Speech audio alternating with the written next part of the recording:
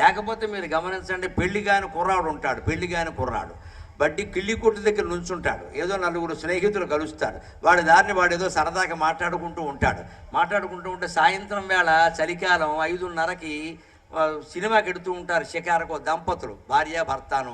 బండి మీద ఆయన ముందు నడుపుతూ ఉంటాడు, ఈవిడ చక్కగా నడుం చుట్టూ చెయ్యేస్తుంది చక్కగా, ఇంకా ఆయనకి సరదాగా ఉంటుంది చాలా.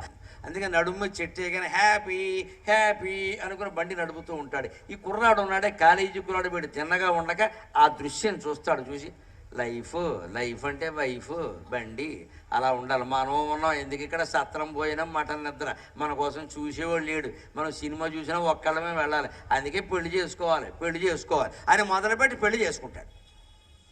అందుకే పెళ్లికి ఆయన తర్వాత 2 ఏళ్ళు అయ్యేసరికి ఈ లైఫ్ అన్నీ ఎంత బాగుంటాయో అర్థమైపోతాయి ఖచ్చితంగా. పెళ్ళి అయిన మొదటి సంవత్సరం భార్య మాట భర్త వింటాడు, కొత్త మోజు కదా, మా ఆవిడని తిరుగుతూ ఉంటాడు. ఈ అమాయకురాలు పాపం, మా ఆయనకి నేనంటే ఎంత ఇష్టమో, ఏడాదేనమ్మా, కంగారు పడకే, ఏడాదే యానివర్సరీ అవగానే మారిపోతాడు, అనుమానం లేదు ఇక్కడ. ఏడాది పాటు తిరుగుతాడు అంతే, యవ్వనం అంతకంటే ఉంది, అందరికీ తెలుసున్నది.